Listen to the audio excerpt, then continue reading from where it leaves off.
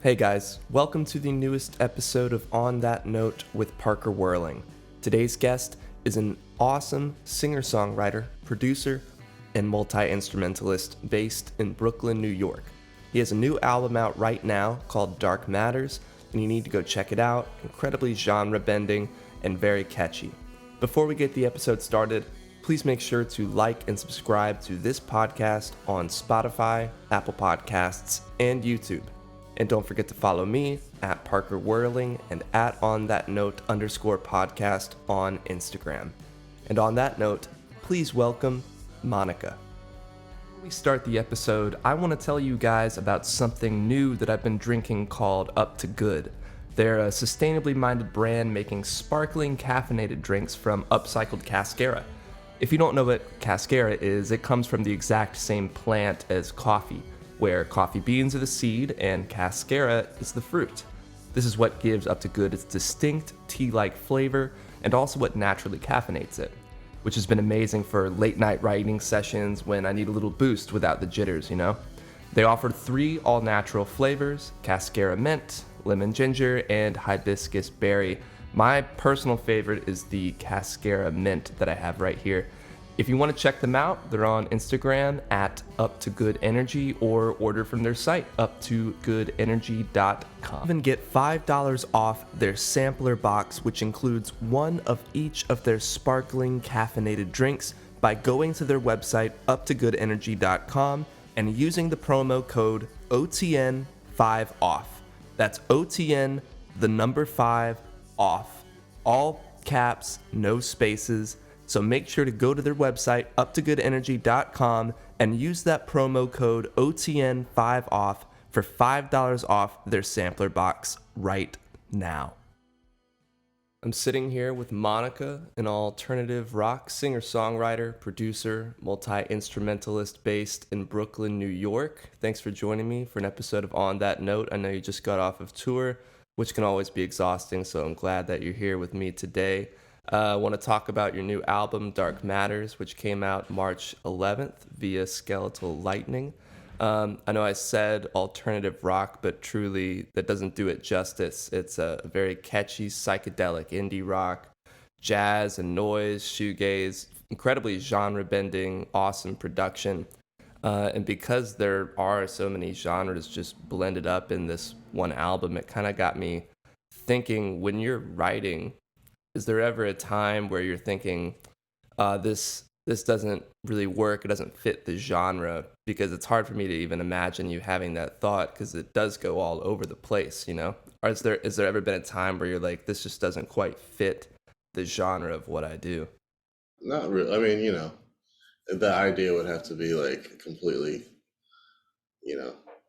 just like out there, not like, like I tried to at least make it so that like the overall kind of textures and kind of vibe was generally the same, even though maybe the genre of music was a little different.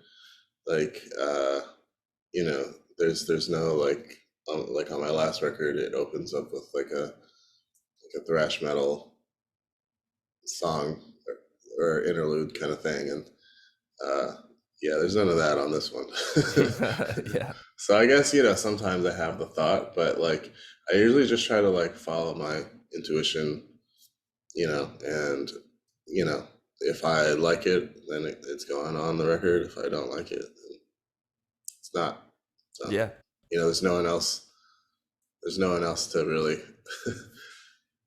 bounce anything off of, so I have to kind of trust that it's just me. So Does that ever come with challenges, not having somebody else to kind of keep you, almost like bumpers at a bowling lane or something?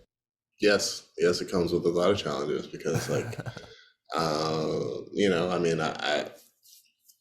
I'm my perspective is valuable, but there's no way I can know what anyone else is going to think or whatever. So I usually I've gotten to like a good spot with like a song or a group of songs. I like you know got a few trusted friends or family members that I'll just kind of pull aside and be like, "Yo, can you tell me what you think of this? Is this too this or is this too that or like what do you know?" I don't know. So just like have like a mini focus group, Yeah. something just to see like and they're not always musicians or anything. It's just like whoever. So Yeah. I feel like it's really important to have that trusted group of people that you know are going to tell you what they think and not worry about hurting your feelings, because there's just that deep level of trust going on. And it's really helpful to have people that aren't musicians or really know anything about creating music giving you their opinion. Like, I'll ask my mom what she thinks about something, because she likes music, but she doesn't know anything about making it. And sometimes her critiques are just like brutally honest and very true, because she's just like, she's not thinking about it. And right. she's not thinking about the production. She's not No. thinking about Yeah. like certain, weird noise choices or anything. She's just like, I don't know if I can really dance to this. And I'm like, okay, well, all right. Well, people like your mom are generally, a lot of people that listen to music don't have any interest in making it. Right. They're just there to have a good time. So Exactly. So those opinions are valuable. When it comes to the writing and the recording process behind this album, Dark Matters, was there anything different about the way you approached it compared to your previous albums or other projects? well, uh, firstly, um, a lot of it was kind of conceived and polished during the pandemic, so that was obviously a different set of circumstances. Um, I demoed pretty much every song um, on my own, and then went into a studio to start a recording from scratch. The previous records, I basically just used the demo tracks and then had my friend mix it and kind of spruce it up in the studio. But I didn't like actually go in and like re-record all the tracks. Um, I also wanted to have more live drum sounds. I had a lot of like computer drums on the previous few records, um, and I was kind of done with that experiment. You know, um, that was kind of more like how far can I take this kind of thing, like how like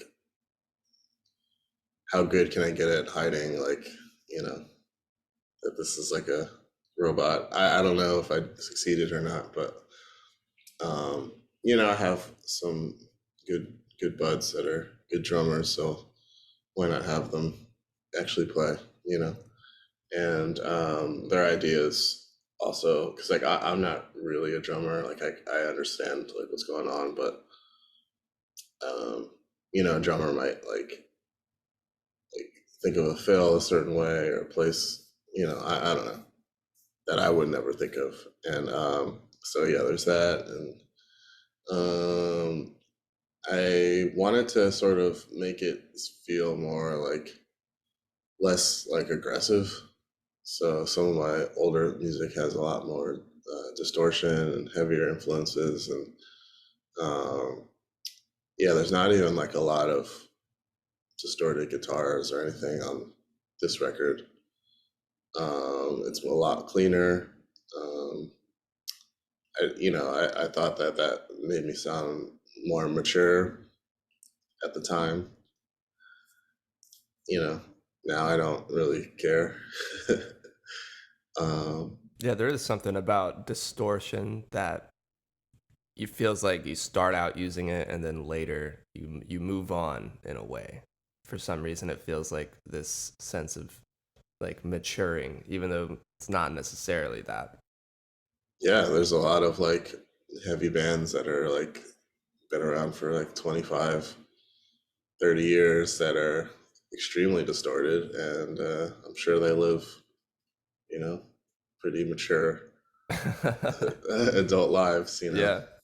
But yeah, you know, it was just kind of how I was feeling. Like, you know, I wanted to, you know, have more note clarity and just sort of um, there's like an element also of like even when you're like playing live or you know stuff's like really loud, it can get a little exhausting, you know. Um, and so I was thinking like, you know, what if what if I made something that you know you could stand and watch it, or you could sit down and just kind of chill and enjoy it too. I don't know, you know. So um, again, whether or not I succeeded in that, I don't know. But that was what I was thinking. So yeah. Yeah, I definitely think there's a good handful of songs in there that feel a bit more chill, but then like Winter Circle, for example, like 2/3 of the way through, all of a sudden it's a punk track, which is crazy. Was that when you did that? I mean, it almost seems like they're two separate songs. Was it always supposed to be one song, or did one day you were just like, let's make it one song? Um, yeah, I think it was like a random kind of thing.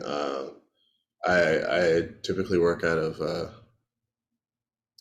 Ableton, so if I start a little session, I like start making a bunch of clips, you know, loops and stuff, and then they don't necessarily have to be the same song. It's just sort of like the same sketch pad.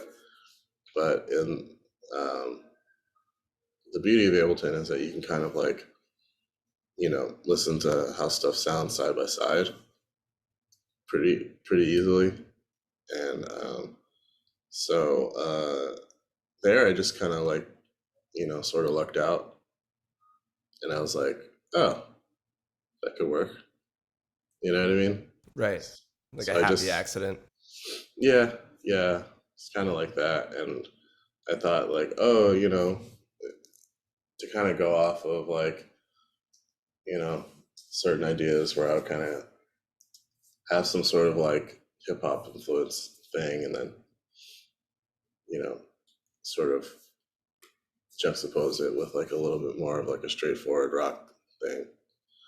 Um, you know, that's something I've done before, and I thought, oh, you know, for me, I could do this, and Yeah, it blends pretty seamlessly together for them being two totally different vibes. yep, yep. So yeah, those started as different seeds, and then became the same plant. So you've been releasing music since 2017 under this moniker.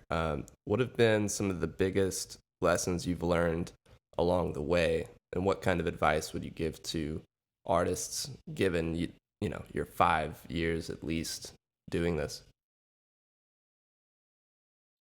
um, wow. Um, well, I guess one major lesson was kind of um, learning how to use my voice and like my literal voice, and then learning my limitations with that, um, and kind of just like being okay with like you know falling on my face, you know, messing up. Um, that you know for because you know I had been in bands for years that were you know fronted by some very talented people, and I always sort of saw it as like this like big barrier, like oh man, like I don't do what they do, I just play guitar, like you know I can do a guitar solo, or you know that's my zone. But you know eventually I was just like you know like I kind of want to try that. And so you kind of got to put your ego aside and whatever you think that you sound like or whatever you think that you're supposed to be doing, put that aside and just try it out, see what you got. I kind of feel like if I never did that, we wouldn't be sitting here talking, you know. Um, and I've always loved to write music, but I'd only ever done it via the guitar. I never really done it through other instruments or with the idea of like writing the entire thing myself. Um, so that was a challenge, but like, it was kind of like, I guess, around the time I turned like 30 or so, I just kind of started feeling like, you know, have I done all I, wanted to do with my life? And, music is like something you can do into old age for sure. But like right now is like, you know, I'm not married, I don't have children, and like I have time. So like maybe like now's the time to like push myself to see how far I can take certain things. And if I mess it up, so be it. But at least I tried. And I can always fall back on the fact that like I've been playing guitar for like 25 years or something. So like I can do that pretty good. But yeah, like I don't know. I guess if I had any advice, it'd just sort of be like, you know, it's okay to like do something and like completely fail. Yeah. And it's also all right to fail and then just like, try something else, or if somebody has some critiques for you, I said take it personally. You can kind of take a step back and be like, huh, maybe I'll take what they said and kind of try to you know, figure something else out that works, you know. So just like a general patience with oneself is like very valuable if you want to develop, you know. So, That's a great way of putting it. Having a patience with oneself. I feel like we're all so eager to be at a certain place and get to a certain milestone that it can be really frustrating when you're not there in a day. So you just, think something's wrong with you. right. But if you just give yourself that space and that time, it's amazing what you can do if you put yourself through it and make sure that you're doing what you think could be cool. And if don't be afraid to fail, like you said. It's amazing that if you don't fail, you're not really learning anything. It's true. Very true. So how do you feel like your music has progressed since your debut album? And then how do you feel like where do you think it'll go in the future? Do you have an idea? Um, well, it's definitely progressed because I think thematically things are just a little more cohesive. When I first started, I was just like stoked that like things were coming together like musically. So, and then the kind of like the lyrics and the vocals kind of came last, and I was kind of like, what do I do now? Kind of thing. Like I didn't even know that I was going to be the one singing on these songs, and then I was just kind of like, fuck it, I'll just give it my best. And so yeah, thematically, vocally, things like that. Like I think that I was just like matured in that way and figured out how to make something that's a little bit more like cohesive. Mm-hmm. Because generally speaking, like people don't mind if you like, you know, switch styles or whatever. It shows like a depth rather than like, something that's confusing as long as you have something that ties it all together.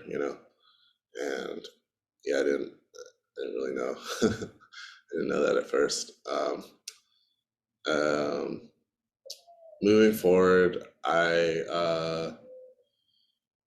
I don't know. I mean, there's a little part of me that does kind of want to like experiment with like certain kinds of like, hardcore and metal stuff, like heavier stuff. But I don't know. Like maybe that'll just be like a shorter like EP or something, just to mess around with that again. And I mean, I think that there also are some, you know, there's there's like another dark matters, I think, also in me. It's just some like indie rock kind of stuff. Um,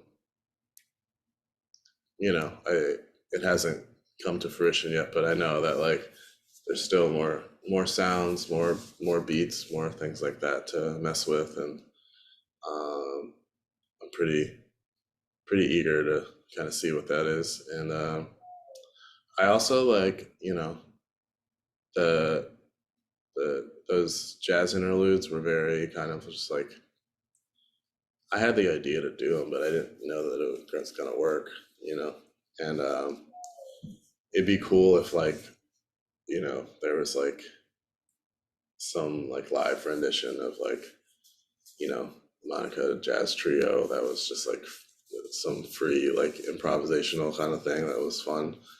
Like you didn't do it like a lot or anything. You just maybe like a few shows or something, just something fun. Just like change of pace kind of thing. It'd be fun.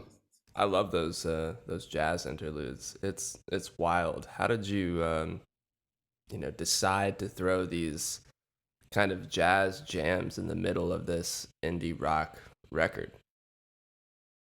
Well, I've always been like, a fan of jazz. Like I learned jazz guitar when I was younger. I don't really like do it so much, but um, there's like a part of me that kind of wanted to like sort of display that a little more. And I think I talked about it in another interview. Like a long time ago, I saw like um, Bad Brains play, Oh, cool. and they did this thing where they would like play like their normal brand of hardcore, and like people were just like flipping out, and then just like on a dime they would just like switch to like the chillest like dub reggae stuff, and then they're just as good as at doing that as they were at the other thing. But it was just kind of like good palate cleanser for the crowd. You kind of catch your breath, you know. You could like, I think it was pretty warm outside, so I just remember it like when all the people were moving around, it got pretty hot, and then all of a sudden, like when the reggae came on, it was like you could feel the air conditioning, and like everyone was like, it's like a breath of fresh air, and but it was still enjoyable. So I kind of always kind of admired how they were able to like show like all the sides of themselves, and it still made sense, and it was still enjoyable. So for me, I was like, like that's another side of me, like um, maybe there's something I can do, and you know, um, me and Namdi like have never really lived in the same place, but I've known him for a while, and you know, uh, we had like messed around with like wanting to do some sort of like really experimental kind of collab, but I thought like it was like kind of the middle of the pandemic, and I was kind of like, maybe I could just have him send me like, 2 minutes of him just improvising on drums, and then I'll just see like what I can do with like cutting up different parts and like playing over them and seeing what happened. And so it worked. Uh, but I didn't know it was going to work. And so I'm glad it did. So it was all virtual in a way, like you guys weren't in the same room. Never in the same room. I just saw him last week for the first time in like years. So, Wow. That's crazy. yep. That is what's been so interesting about the pandemic is realizing that you can pretty much work with anybody in the world. I mean, part of this podcast that I love so much is the fact that you're in Brooklyn and I'm in Athens, Georgia, and the person I interviewed previous to this was in Scotland. So it's like Yeah, it doesn't have to be, local, which is kind of interesting because obviously there are local scenes still, but yeah, those local scenes and pockets aren't necessarily influenced only by those local scenes and pockets. Like we have the exactly. internet now, so we can take influence from literally anywhere. It's pretty awesome. Yeah, it took a long time, I think, for um, we had the internet for a while, but like if you wanted to do like a conference, like a video conference, that maybe the internet wouldn't be like fast enough on like person's side, and the video would be all choppy, or like, you know what I mean? I think we've like finally got to the point where like we can trust that stuff for like, podcasts or uh, meetings. Like my parents don't, they both work at home most of the time, and they have their meetings and all this stuff like through some kind of Zoom platform or whatever. And they, you know, they don't see any reason to like really fully go back to the other way. But if I had asked them that in, you know, like 2010 or something, they probably would have been like, "That's a dumb idea," or like, "There's no way," like, or my mom might be like, "There's no way I'm gonna be able to figure out how that works," or something. Now And so now easy. everybody you had to Yeah, figure it out for the most part. yeah, and it's not that big a deal, really. It's like pretty easy. Yeah, it's amazing. It's a blessing, and one it's a weird thing that kind of came out of the pandemic. I mean, before that, I never knew what Zoom was. I'm sure some people did in like corporate environments, but it's become such a tool to connect with people. Um, but I mean, not even just Zoom, like whatever you guys were using to send files back and forth in order to, make this album. And I'm sure people were probably doing that in the past, but I feel like, you know, everyone now realizes the opportunity and the ability to do that is very rewarding. So now everybody's taking advantage of it. Yeah, yeah. I mean, I tracked all the vocals for this record at my old apartment in my bedroom Yeah. because I had to.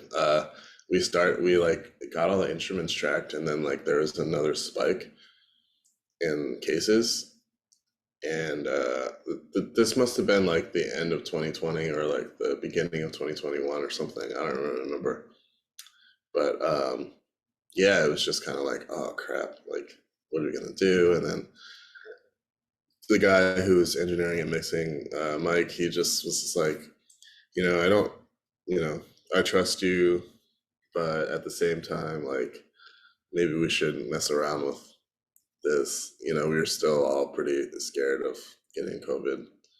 So he just like, he lent me one of his good microphones. It was just like, yeah, just like see what you can do at your house, and like, maybe like if you don't get everything done, we can like see how cases are in like a few weeks or a month or something like that. And yeah, I mean, it was weird being like only like accountable to myself. Mm-hmm. So I had to be like, nah, man, you got to do another take, or like, Yeah. or like, I'm like on the couch. I'm like, okay, I guess I can try to record some stuff, and then I would like make myself get up and do that. And I ended up getting it all done, and it worked out. You know, I didn't even know that my bedroom was gonna sound good or passable.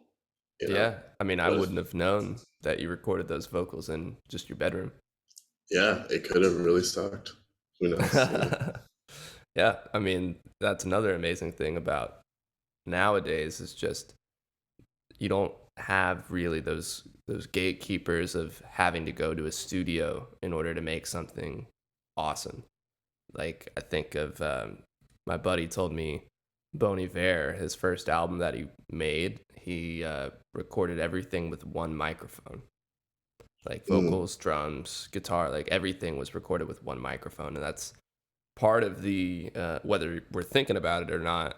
It's part of the charm of why it sounds the way it does. Whereas if he was probably paying to go to his studio, even if he wanted to do something like that, probably engineers and whoever would be like, "That's a dumb idea." yeah, or just yeah, it wouldn't come off right. Right. Yeah, And he just like did it all in a cabin. So it's like that ethos is so prominent now. Not that it hasn't been there before, but I feel like now it's just widely understood. for sure. Cool. Well, that's gonna take us over to the last five here. Where I'm just gonna Cool. ask you five quick questions and we'll be done. Okay. Number one is gonna be in the studio or playing live. Playing live. Yeah. Yeah, definitely playing live. Um, it's just a lot more fun. Studios, sometimes people, you know, just get like kind of tense, Hmm. and Okay. they can be kind of sterile feeling, and just like yeah, it's like you're spending money when you're there, so yeah, everyone's a little tense. Yeah, I can see that. Right. Time is It's money, like so yeah, if we don't get it done in this amount of hours, like we messed everything up or something like that.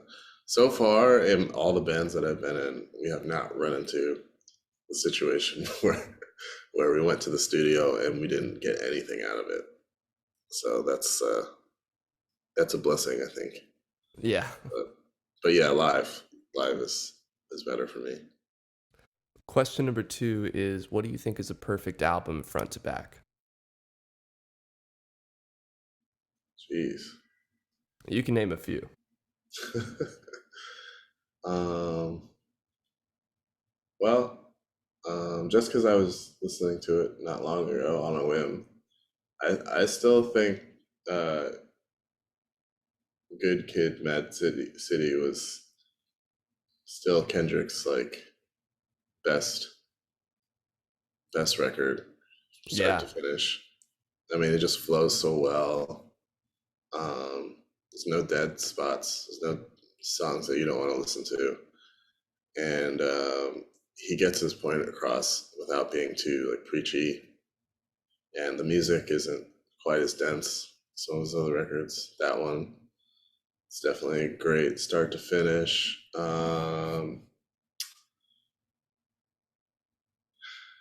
Jeez.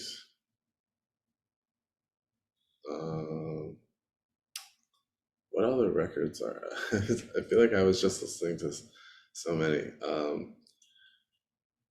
I go back and listen to a lot of like older stuff from like when I was a kid. I Right. know that the I used to be like a huge Green Day fan when I was a little kid, and I remember Insomniac and Dookie were both just like huge for me when I was like 9, 10 years old, Yeah. and I'll still like listen to those like now and just be like, wow, they just like they had some then start to finish too. It's funny when albums from your childhood, I mean, so many of them are like they shed away and you never listen to them again. But then there's like three or four or five that like you go back to now and you're like, damn, like I Holds still up. vibe with this. Yeah, they still hold up. Yeah. I think Evil Empire by Rage Against the Machine, Oh yeah, yeah, yeah. pretty solid all the way through. Production is pretty razor sharp. Um, let's see. Start to finish. You know that Yes album, Fragile? Is that the one with Long dis Roundabout? Yeah, Okay, yeah.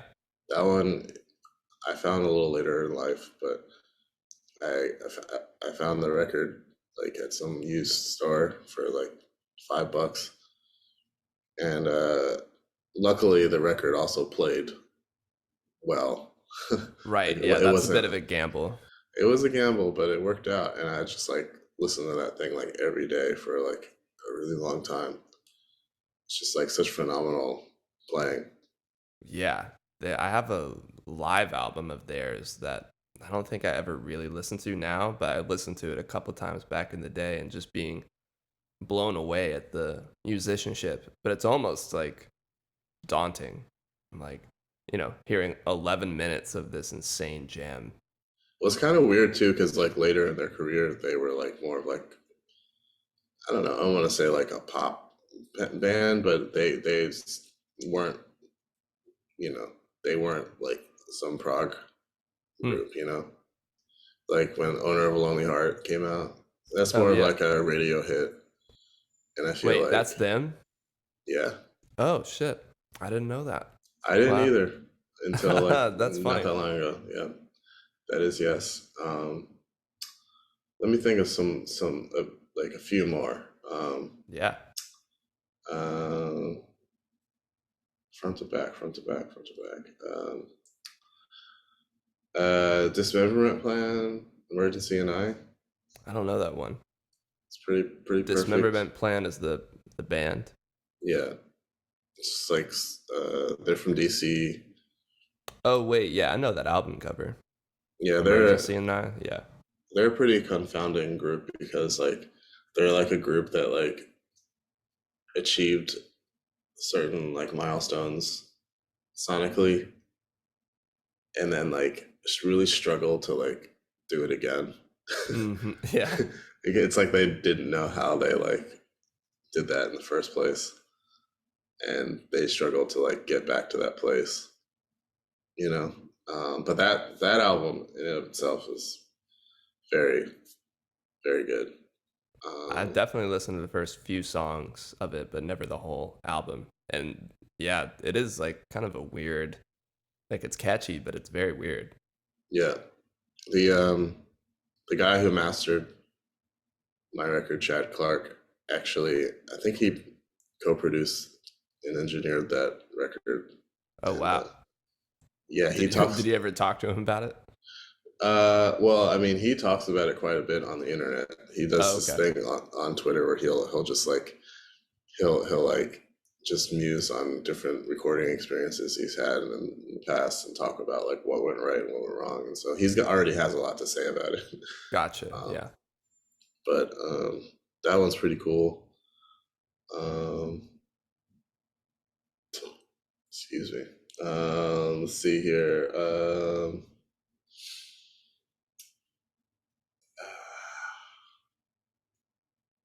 I feel like there's got to be more, but I'm like blanking right now.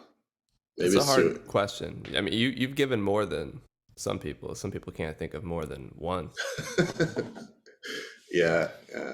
Well, we'll leave it at that for now. If I think of something, before the end, I'll chime in.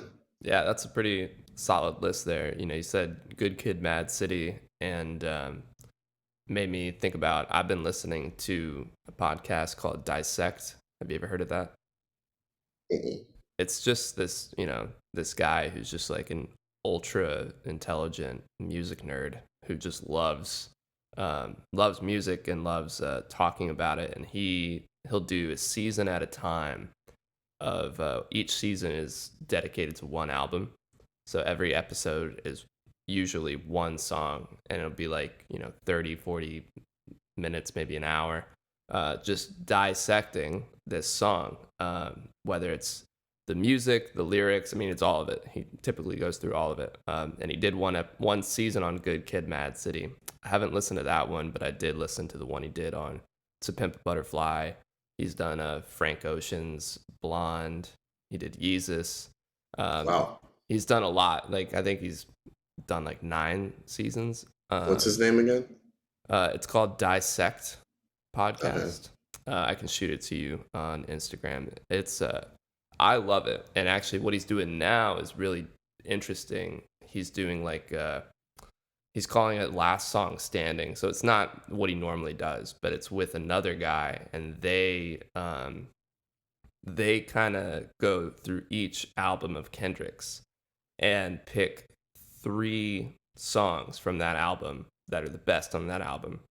And then by the end of it, they have to do almost like a bracket to decide which one is the best Kendrick Lamar song of all time, which is like obviously like subjective, but they're really intelligent in the way why they pick certain things. Okay. So that's a really interesting podcast if you're a Kendrick fan. All right. Well, I got 2 podcasts I got to check out. I want to check out that one. That sounds really cool. But I was just watching on tour. We were watching Hot Ones. Oh yeah. And Stone Cold Steve Austin was on one. he just seems like a really interesting guy. He's got this really popular podcast. Apparently, I've never listened to it. Really? But he's like, yeah, he seems like just like a really genuine, nice guy. I don't know whether he's just like really good at putting that on, but he's just like, yeah, he's got this very personable way of talking about things. He's not like some slack-jawed hick like you might think he is. He just has a really strong accent. But he's he just seems really cool. I don't know, I kind of want to listen to it. Yeah.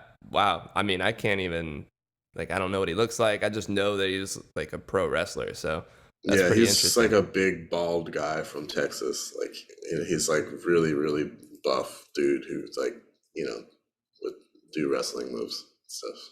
Okay, well now I'll check that out. You can check out Dissect as well. There you go. Question number 3 is, who's your dream artist or producer to work with?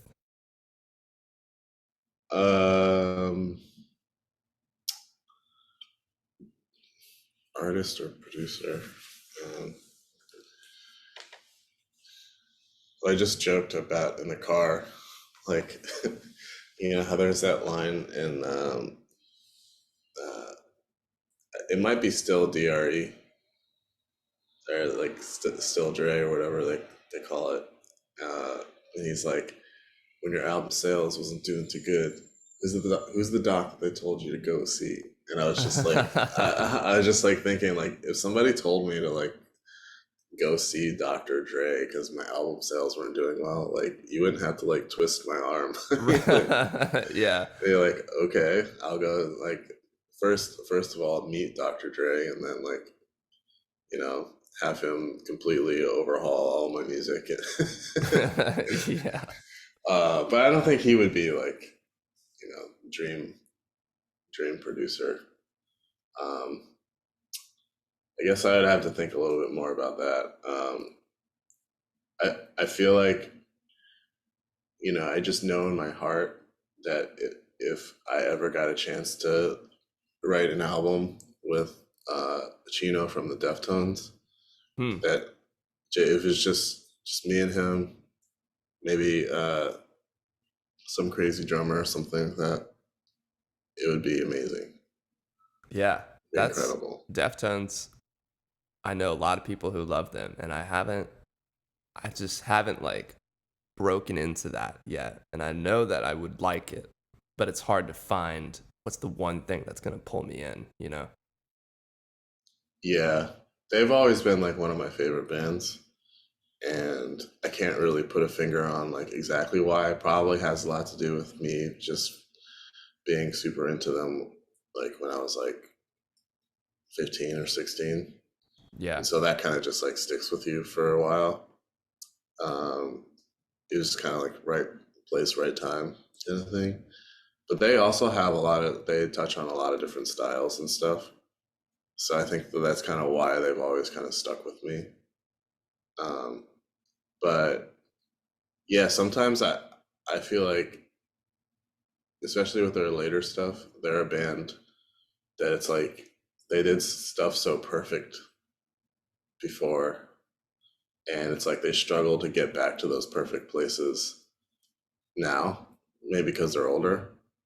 But I just feel like songwriting wise, like it'd be really cool to write songs, but with him singing stuff and like doing stuff, and like we'd make a hit. I know. Yeah. Me and Chino make a hit. I'll have to I know the Pony album. Is that what it's called? Pony? What? White Pony? White Pony. I know that's the big one. So I'll listen to that and see how I feel about it, because from what I have heard, it sounds like you're right. Like those, your styles would mesh pretty well. I think so. I Got thought of faith a in that. few. I thought of a few artists because I always like to think about who I would like to see my guests work with. One of them was Toro y Moi Okay.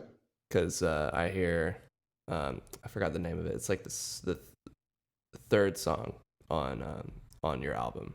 It reminds me of like a Toro y Moi, like a chill record of his, and Cool. yeah, I think he's amazing. Do you know Spirit of the Beehive?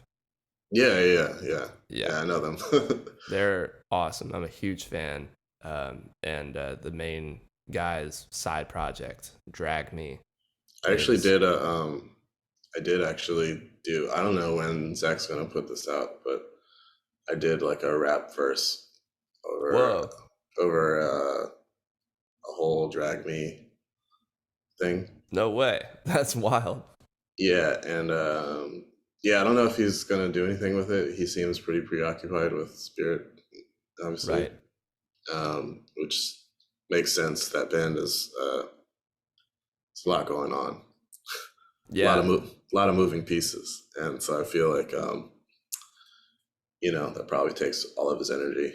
Um, but yeah, if it ever drops, I'll let you know. Yeah, please, dude. I mean, as soon as it drops, I'll know because I'm a huge fan. Cool. I've been Yeah, a Spirit fan since probably like 2018, maybe. And great band, great band. yeah, they're awesome. And I didn't realize, like, I found Drag Me and didn't realize until like a month after listening to him that it's the same guy. I was like, holy shit, this is wild. Yeah.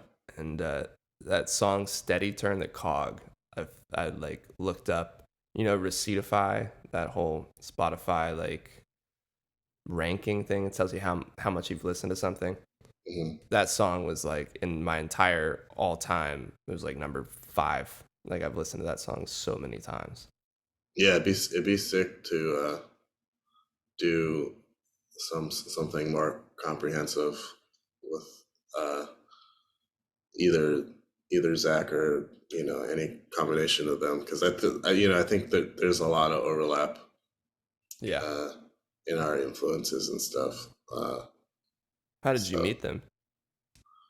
the internet, Yeah. like I'd seen them play. I saw them play with Pyle here. I'd already kind of dug their music, but seeing the last Hypnic Jerks live was just like, oh wow, this is really cool. And then yeah, I think I might have just like reached out at some point just to be like, dig your music, and then like a little bit later, he sent me this track and was like, "Do you want to rap over this?" And then we just talked a little bit more. And so That's it wild. it'd be great to play with them one day. Be Yeah. cool. Yeah, he's like very interesting musical choices. I don't know how his brain works. I got to see them live in Atlanta when they did the Entertainment Death tour, Oh, which cool. is a phenomenal record. Yeah, I haven't seen them since, so I would love to see them play those songs. Yeah, I don't know if they're still touring. It was like in March I saw them, so they might be. I'm not sure. Word. Cool. Question 4 is what's on your musical rotation right now? I can easily answer that. Pull up the Spotify. I actually use Apple Music. Oh, okay. I don't want to be that guy, but That's okay. I okay. Well, I was just on tour with Pet Fox, so Pet Fox. hmm Okay, they're I'll have like to an check them out. exploding in sound band. I used to be in a band with the drummer. Grass is Green, it's that band, Okay. and yeah, we were been buds for the last like 10 years, but we've since all kind of moved on to do other things. But And the drummer of Avlov is the singer. Oh yeah, I know them. Yeah. So let's see what else. I peeped that new Mama Larky song. Don't know that. Mama Larky, is that one word? Yeah, yeah, they're sick. Um, uh, let's see. Shudder to Think. You know them? No. They're from, I guess, the '90s, late '90s. They have this album called Pony Express Record that we revisited on tour. It's pretty great. It's weird, but it's great. What's it called? Pony Express Record. Pony Express Record. Um, Young Thug. Oh yeah, Young Yeah, Thug. he's one of my. She's just a fave all around. Yeah. You ever listen to Babytron? Wow, that sounds so familiar.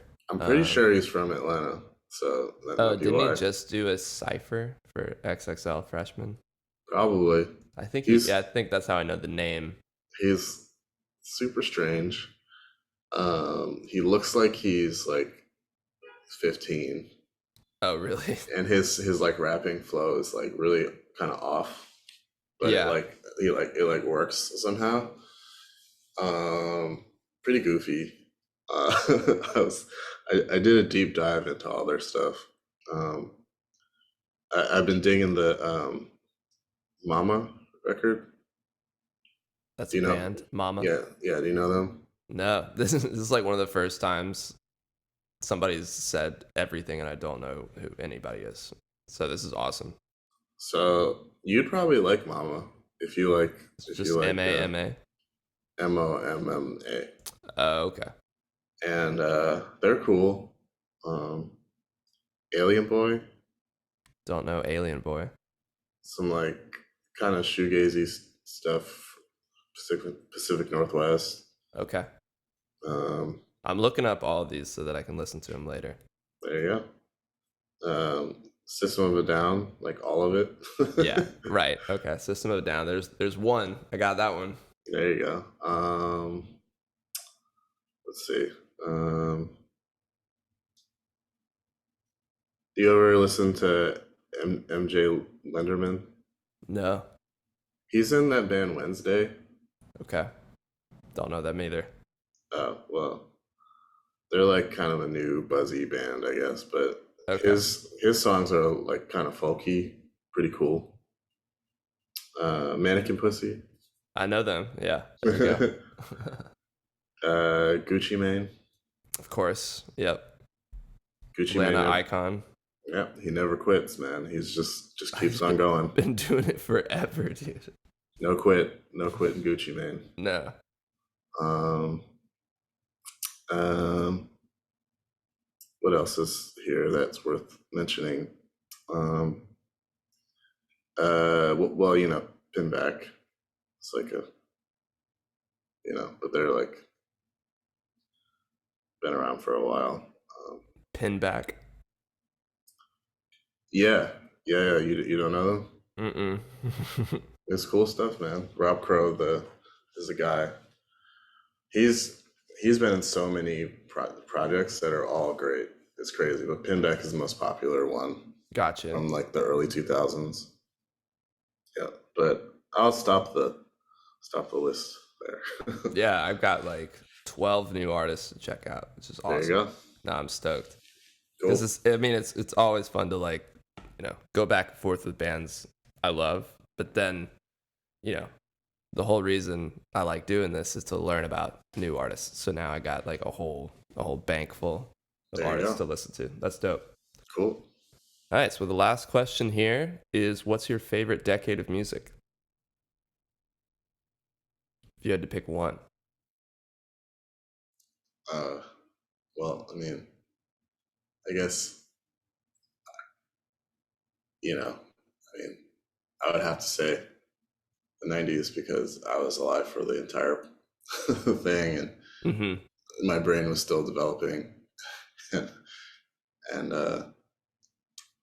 you know, I'd be lying if I, you know, said anything else. So the That's '90s. like the music of your youth in a way. Yeah, yeah, and then I'll go back and revisit stuff, or I'll go back and like discover stuff that had missed. And I'm just like, wow, different time. Yeah.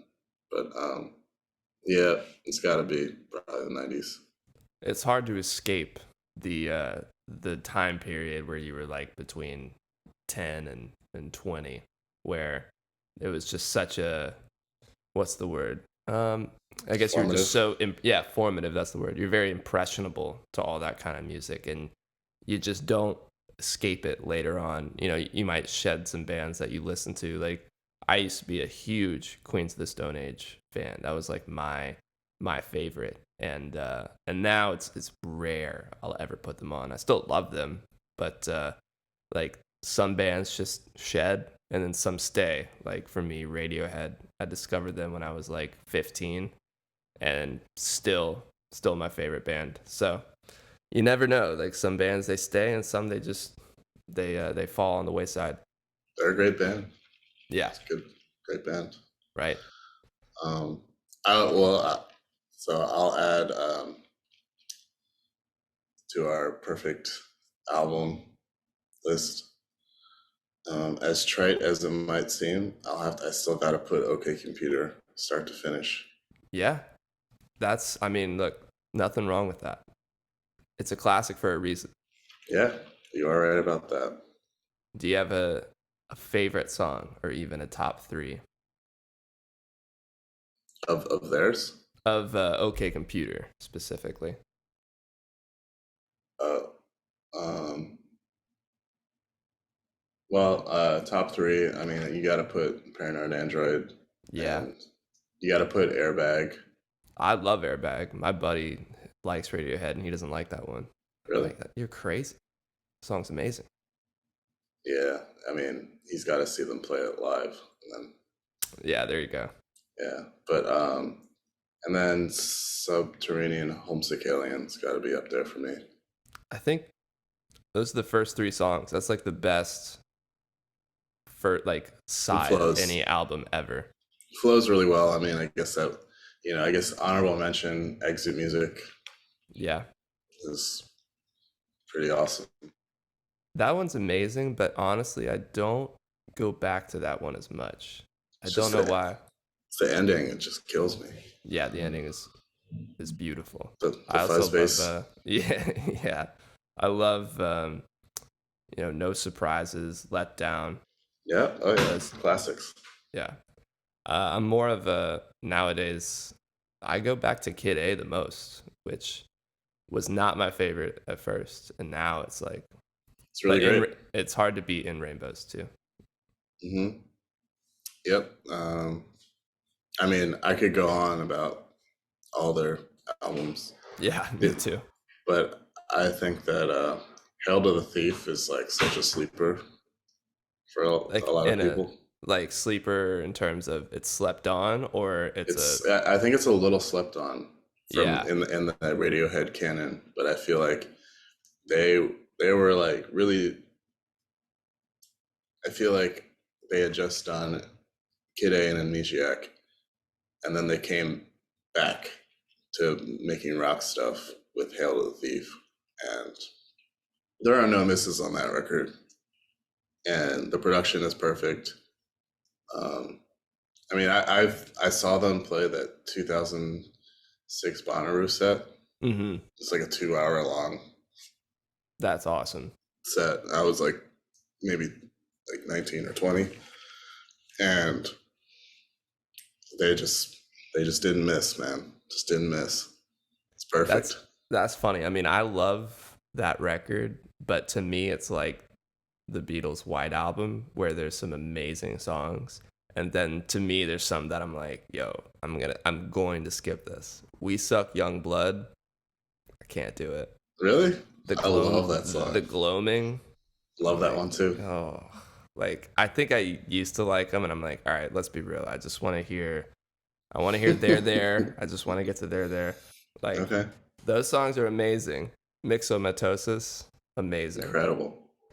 But to me, there's a couple skips on that one. But I wouldn't say it's a bad album ever. I still think it's great. Yeah. And I like that they experimented with it when it comes to like the gloaming felt like what's it called? King of Limbs was like about to be. Yeah. A lot of the like later stuff where they were obviously just like making music for themselves, it's kind of lost on me. Yeah. People have told me repeatedly to go back to King of Limbs and just give it another shot. But you're not a fan? Nah, I mean, like at that time, it's like half of the world was like getting really into like more electronic stuff. And I was down, but at the same time, like I was also going through this period where I was like, still super into like guitar rock. And I think that they do it so well, and then they do both at the same time so well. And I was just kind of like, so like you have one of the best lead guitarists in the world and he's just not going to play guitar. Okay, great, guys. Yeah, that's a good way of putting it. I really like appreciate that record. I say I love it, but in reality I love like 4 songs out of an 8-song record, which is not a good ratio. Not a great success rate. No. But then they came back with the Moon-Shaped Pool. I thought that was a great one. Yeah, I think I had checked out by that point, so I'll have to go back and listen to that one. I mean, it's really chill. Like, it's not going to be the rock record you want. That's fine. But what were you going to say? Did you listen to The Smile? Yeah. You didn't like it? You know that meme that's like, Mom, I want Radiohead, and she's like, we have Radiohead at home, and then you go home and it's The Smile. And it's like, have you seen that? No, I haven't seen it, but never mind. It's funny. To me, it's like, it's great. Like, I think it's a good album, but like, I just want to hear Radiohead. That's fair. That is totally fair. And I was talking to somebody the other day, and he was like, the thing I loved about the Smile record, or the thing I took away from it, was it proved that Radiohead wasn't just Johnny and Tom. Like, you need the other guys to really make a great Radiohead album. Mm-hmm. But you enjoyed it? I did. Sonically, it was very pleasing. And whatever drummer they had on it was really cool. Cool player. Yeah, he's good. And I kind of liked that they, because like the later in their career, it's like they had this need to be like profound all the time. And I kind of felt like The Smile was more just like a few people like getting together and like putting some stuff down. Yeah. That's true. What I mean? It didn't try too hard, but they still were themselves. There weren't really as many like hooky things that Radiohead is kind of known for. But it was just kind of like a more stripped down experience, and it was enjoyable. It was a good listen. Yeah, so. I'll give it another listen. I didn't not like it. It just didn't keep bringing me back the way a Radiohead album would. But I'll give it another listen and like really, really tune in. But that's gonna be our time here. And on that note, I think we've gone over an hour, and I appreciate you giving your time talking Cheers. About Dark Matters. Everybody needs to go check it out. Maneka, it's been a great time, man. Thank you for coming on the show. Cool. Thanks for having me, man. Cool. I'll talk to you later, dude. I'll send you that dissect link. Okay. Great. All right. See ya. See ya, man. Bye. Mm-hmm.